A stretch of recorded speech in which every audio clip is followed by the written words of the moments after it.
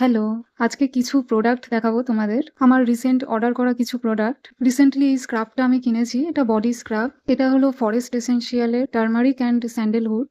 But এটা যখন আমি খুলেছি তখন এটার কন্ডিশনটা জাস্ট দেখো। স্ক্রাব পার্টিকেল একদিকে হয়ে গেছে আর লিকুইডটা আরেকদিকে হয়ে গেছে। মানে আমি ভাবছি এটা কিরম অবস্থায় এসেছে আমার কাছে।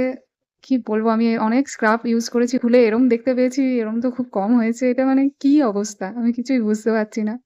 যাই হোক, পরে এক্সপায়ারি ডেটটা চেক করলাম তো দেখলাম ঠিকঠাকই আছে, বাট আমাকে ইউজ করতে হবে। নেক্সট হলো মেকআপ রিভলিউশন এর এই ব্লাশ প্যালেটটা।